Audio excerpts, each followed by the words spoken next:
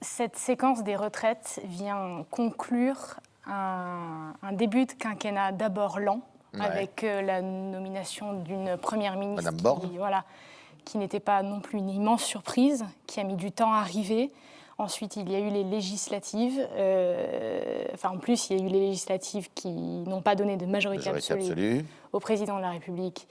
Et s'en est suivi tout ce qu'on sait de l'Assemblée nationale, jusque cette séquence de la réforme des retraites, nourrie par la tension sociale chaque semaine, quoi. Et donc, en effet, tout ça vient un peu parachever ce que certains observent comme le ventre mou non pas d'un deuxième quinquennat, mais d'un décennat, quoi. Ouais. Et, on est à mi-parcours, quoi.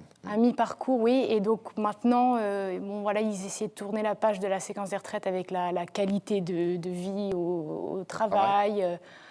Mais ça tombe un peu à plat, comme un soufflet, surtout c'est parce qu'en effet, la séquence de la réforme des retraites n'est pas terminée. On est suspendu aux conclusions des sages de l'argument pensier. Donc, quel sujet il reste? Il y en a un, il y a la fin de vie, il y a l'école, mais bon, comment se relancer après ce début mou de second quinquennat? C'est, voilà, toute la Arnaud Benedetti, il va user la Première ministre jusqu'à la corde avant de passer à autre chose. Là, comment ça se passe, là? La question, c'est ce quinquennat a-t-il seulement commencé en la matière? Parce que si vous voulez, moi je pense que le problème, c'est que Emmanuel Macron a fait une lecture de la situation politique qui est conforme à ses intérêts, mais qui n'est pas forcément conforme à la réalité du pays. Il a quand même oublié, manifestement, que l'Assemblée nationale qui lui a été envoyée par les électeurs au mois de juin dernier est une Assemblée nationale qui lui lie en partie les mains. Et que peut-être c'était à ce moment-là qu'il fallait essayer d'ouvrir sa majorité, ce qu'il n'a pas fait. Donc peut-être que là, a-t-il commis une erreur tactique et a-t-il, d'une certaine manière, été un peu présomptueux sur ses forces? Parce qu'il faut rappeler une chose, il y a quelque chose de très important sur cette Assemblée, c'est que c'est une Assemblée, chacun le sait, avec une majorité relative, mais la majorité la plus relative que n'ait jamais connue la Ve République. On a eu 3 majorités relatives en 67, en 88 et lors de cette 16e législature. Là, manifestement, quand on regarde comptablement, arithmétiquement, c'est une majorité très relative. Et il a déjà été mis en minorité plusieurs fois depuis le début de la législature. Ce n'est pas la première fois qu'il rencontre des difficultés. La difficulté, c'est maintenant, que va-t-il se passer? Qu'est-ce qui va se passer après la réforme des retraites? Quand bien même la réforme des retraites serait validée par le Conseil constitutionnel, comment va-t-il pouvoir continuer à, monitorer ou manager une majorité qui est quasiment devenue introuvable? C'est-à-dire qu'on ne va pas imaginer que les Républicains, tous les 4 matins, vont venir majoritairement en renfort, ou alors, dans ce cas-là, ils décident de disparaître.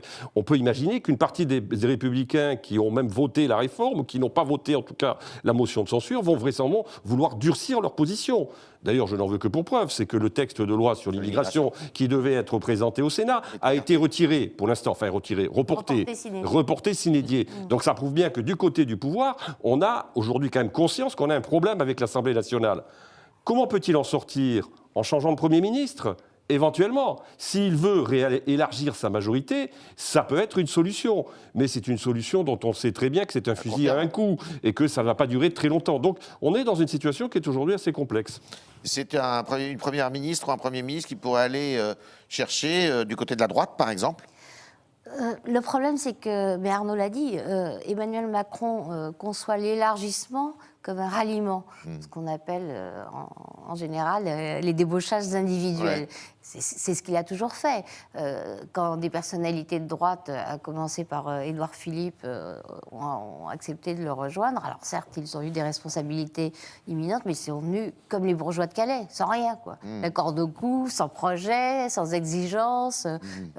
Là, pour élargir, en fait, Emmanuel Macron tient un discours ambigu, parce que dans la même déclaration, il a dit « Je demande à Elisabeth Borne d'élargir, mais de toute façon, des accords de gouvernement ne sont pas possibles. » Dans la même phrase, quasiment. Et pourquoi c'est pas possible? Parce qu'il n'en veut pas. Il n'en veut pas par nature. Il trouve que c'est à lui de créer son programme, de fixer le cap, et que ça ne peut pas être l'objet d'une négociation entre lui et une autre force politique, qu'elle soit ou non représentée par le futur Premier ministre, d'une part, et puis d'autre part, parce que lui aussi, dans cette majorité toute relative qu'elle est, il est victime de tensions entre ce qu'il faut bien appeler, à défaut de vocabulaire plus adapté, une aile gauche et une aile droite. Son grand truc, c'était de mettre une première ministre de gauche dont il savait qu'elle ne pouvait faire passer des projets que grâce à l'appui des forces de droite à l'Assemblée nationale. C'était déjà gonflé, comme Paris. On voit très bien l'idée qu'il avait derrière la tête. La gauche a sa première ministre, la droite aura les textes qui lui conviennent sur l'immigration, sur les retraites. Ça ne fonctionne pas. Oui, ce qui n'a pas fonctionné, en l'occurrence, c'est LR, parce que si LR avait soutenu la réforme des retraites, ce scénario-là aurait... Mais là, on tombait dans l'accord de gouvernement. Bien sûr. Et alors, c'est tout à fait vrai que Emmanuel Macron ne veut pas de coalition, mais c'est tout aussi vrai que les partis qui pourraient... N'en veulent pas non plus. Donc, Sauf si on va chercher quelqu'un, par exemple, qui n'est plus dans le paysage, mais qui tient ce discours-là, qui s'appelle Jean-François Copé. Alors, combien de députés... C'est assez libre, quand même. Non, mais, combien... Sauf combien de divisions, vous dites. Combien de députés LR, aujourd'hui, qui se disent, dans l'opposition, disent « Ah bah oui, si c'est Jean-François Copé qui est Premier ministre, à ce moment-là, on soutiendra ». Il n'y en a pas plus que... Oui. Donc oui, c'est pas... Non, malheureusement, je pense qu'Emmanuel Macron est confronté à un problème politique insoluble. Insoluble. Non. Donc, si on vous écoute, il doit dissoudre. Alors, s'il dissout, la seule certitude qu'il a, c'est de ne plus avoir de majorité. Encore moins de députés, parce que mais les sondages veulent ce qu'ils veulent. Mais enfin, voilà, tout montre que les grands perdants, ce serait la majorité présidentielle. Et même, il faut pas oublier aussi que cette majorité présidentielle, il y a aussi les amis d'Édouard Philippe, les amis de François Bayrou. Et vous savez que lorsqu'un président a des difficultés, en général, les alliés sont les premiers à se disperser. Au lieu de faire corps, on a plutôt tendance à chercher d'autres solutions. Donc, là. Non, ça y est, c'est je crois qu'on a en navigation, on appelle ça le cabotage. C'est que quand on ne peut pas faire de grandes traversées parce qu'on n'a pas la force, on longe la côte. On longe la côte, et on va bien, c'est ce qu'il va essayer de faire. L'immigration, on retire le grand projet, on dit mais on va faire plusieurs petits textes en espérant, on va voir si ça va marcher ou pas. Et moi, ce que je trouve surtout frappant, c'est de voir qu'avant même de vérifier ce qui est possible ou pas possible, de lui-même, il a renoncé à pas mal de choses. Faisons la liste de tout ce qui a été annoncé ou de tout ce que l'on croit comprendre depuis la séquence des retraites. Bon, l'immigration, on en a parlé. Le texte est formellement retiré. On nous dit qu'il y en aura d'autres, mais pour l'instant... Alors, il y a un triptyque, écologie, santé, école. Avant même tout ce qui était dans les tuyaux et ce qui va arriver. Bon, ça, c'est supprimé. Ensuite, on dit, voilà, grande réforme, le service national universel. Bon, qui va être obligatoire et qui va être inscrit dans la loi de programmation militaire. Bon.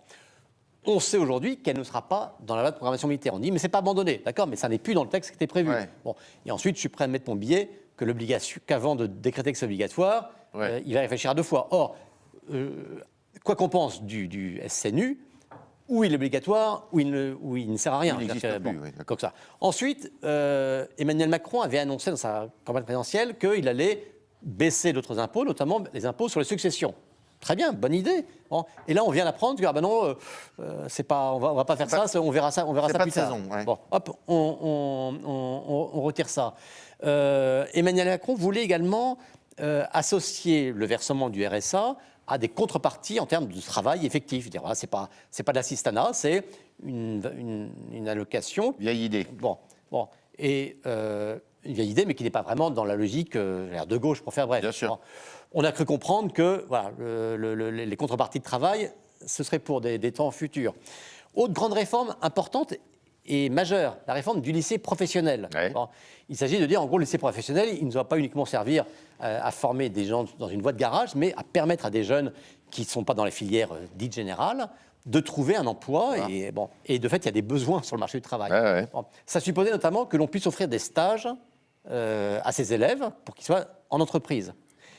Il y a eu des conversations qui ont été faites et la ministre qui en charge de ça a constaté que cette idée de stage, ça ne plaisait pas aux syndicats enseignants qui disaient non, l'école c'est pas fait pour travailler, c'est fait pour donc bon. Et là on a appris, ça n'a pas fait la une des journaux, mais j'ai lu ça dans les Échos parce que les Échos suivent ça de très près, que bon d'accord, on va faire la réforme du lycée professionnel, mais les stages, ce sera pour plus tard. Donc vous voyez, dès quelque chose un peu majeur, un peu décisif, qui pour le coup pourrait être des vraies réformes, c'est de côté. Vous voyez, quand on commence comme ça, c'est mal parti pour envisager un grand chantier réformateur après. Arnaud, une issue? Issu, aujourd'hui, moi je rejoins ce que dit Guillaume, c'est-à-dire que ça va être la stratégie du cabotage, en espérant qu'elle puisse se poursuivre encore longtemps. Moi je suis de ceux qui considèrent que cette législature ne peut pas aller jusqu'au bout, au regard du rapport de force. Donc à un moment donné, il faudra qu'il trouve une fenêtre de tir pour pouvoir dissoudre. C'est évident que s'il dissout maintenant, on va se retrouver avec une assemblée introuvable, c'est-à-dire un tiers de députés, un tiers de députés NUPES, un tiers de députés Rassemblement National et un groupe Renaissance qui va perdre certainement des députés. Donc on ne voit pas comment cette solution peut être immédiate. Ensuite, il y a toujours la Constitution de la Ve République offre des ressources à un chef de l'État qui veut véritablement les utiliser. Mais elles ont un coût politique, elles ont un risque politique. En effet, il peut dissoudre. Il pouvait aller aussi au référendum. Aussi, c'est une autre manière, d'un moment donné, de dénouer la crise de légitimité. Mais il ne le fera pas, comme d'ailleurs ses prédécesseurs ne l'auraient pas non plus fait.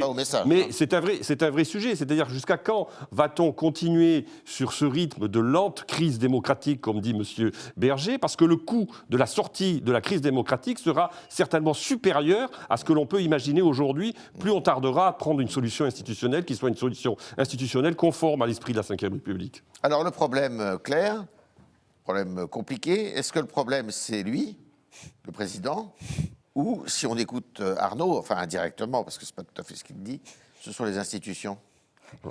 Ça me fait penser, je pense, il me semble que c'est une vieille fable d'Ésope. C'est une vieille question de cours. Hein. C'est une vieille fable d'Ésope de je ne sais plus quel animal qui est à la tête d'un petit village et qui a, disons, 10 règles.